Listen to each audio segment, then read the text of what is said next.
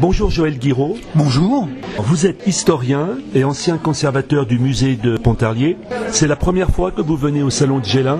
Non, j'étais déjà venu dans les années précédentes pour d'autres bouquins que j'avais pu publier ou auxquels j'avais pu participer.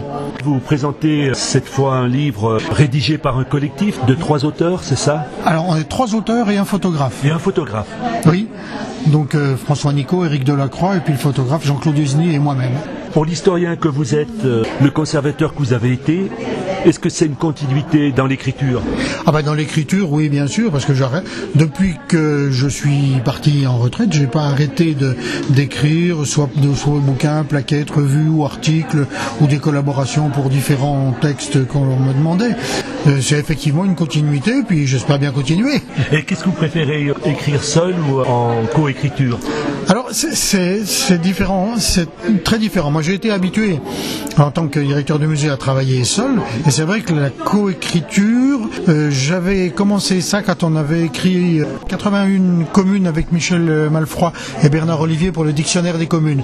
Mais je ne sais pas si on peut parler de coécriture dans la mesure où on a chacun un domaine un peu défini qu'on traite, et après on l'insère dans le contexte général du bouquin.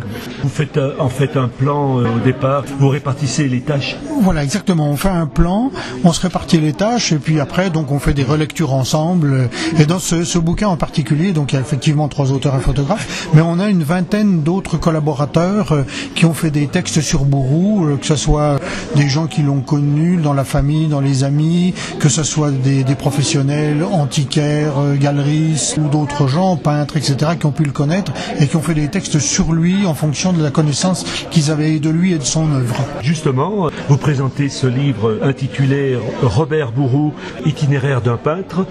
Qui était Robert Bouroux? Alors Robert Bouroux, c'est assez amusant parce que c'était un des fondateurs du Salon des Annonciades. Mais les fondateurs du Salon des Annonciades, que ce soit Louis Bouroux, Rose ou Charigny, Fernier c'est différent, donc n'étaient pas du tout ponticaliens. Et ils ont été en fait attirés entre guillemets à Pontarlier par Robert Fernier, qui voulait créer ce Salon des Annonciades dans son pays puisqu'il était ponticalien, Robert Fernier. Donc il a attiré des gens qu'il connaissait. Bouroux, il l'avait connu à Paris à l'école des Beaux-Arts et dans différents ateliers où ils avaient travaillé ensemble. Il l'a amené à Pontarlier, d'abord avec des premières expositions qu'ils ont faites en commun dans la vitrine à l'époque de l'office de Tours, enfin le syndicat Initiative à l'époque, et puis dans la vitrine de la librairie Vernet à l'époque qui a disparu aujourd'hui. Ils ont fait 2 ou 3 petites expositions comme ça avant de se lancer dans le Salon des Annonciades. Donc là avec Charigny et Rose en plus. C'est-à-dire qu'ils ont demandé à la ville de Pontarlier qui possédait la chapelle des Annonciades de récupérer la chapelle. Alors il a fallu qu'ils la nettoient, qu'ils l'organisent, c'était épouvantable, ils ont stocké des tas de trucs là-dedans. Donc ils l'ont complètement nettoyé, on va dire vraiment récuré, équipé pour faire le premier Salon des Annonciades qui ne s'appelait pas Salon des Annonciades en 24, ça s'appelait exposition de peintres, etc., jeunes peintres de l'école des Beaux-Arts de Paris. C'est la première monographie sur ce peintre. Quand j'étais au musée, moi j'avais pris comme parti de faire des expositions temporaires sur les différents peintres comtois qui avaient marqué le Salon des Annonciades. Il y a eu Fernier, il y a eu Bichet, il y a eu Rose, Charigny, Robe, etc. Donc j'ai fait organiser des expositions sur ces peintres-là. Mais il y en avait une qui était prévue sur Robert Bouroux pour l'été 95, mais le musée a brûlé en janvier 95. Ce qui fait que l'exposition a été annulée et on avait fait à l'époque une petite rétrospective dans le cœur de la chapelle des Annonciades à l'occasion du Salon des Annonciades de 1995. Donc c'est effectivement là, on avait fait une petite plaquette, mais il y avait quelques pages simplement. C'est pas une monographie de cette envergure. Voilà, c'est vraiment la première monographie qui existe sur Robert Bouroux. Est-ce que ça vous a pris beaucoup de temps pour réaliser ce travail? On a bossé 2 ans dessus.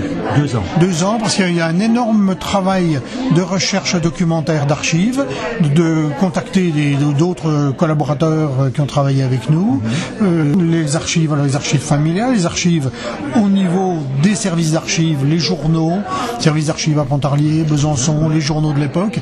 On a documenté pratiquement environ depuis 1924 jusqu'à 1963, je crois que c'est la dernière année où il expose sur les Annonciades. Et pour revenir à vous, Joël Guiraud, est-ce que vous avez un projet d'écriture seul ou en collectif? Alors, seul, j'ai un projet qui est déjà bien bouclé, puisque le bouquin doit sortir à la fin de l'année. J'ai repris le bouquin que j'avais fait sur Pontarlier de A à Z, qui est une sorte de dictionnaire sur Pontarlier, les rues, les établissements, les personnalités, etc.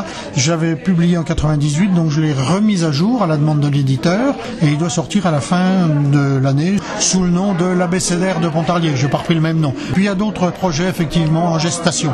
D'accord. Eh bien, merci beaucoup. Ben, je vous en prie.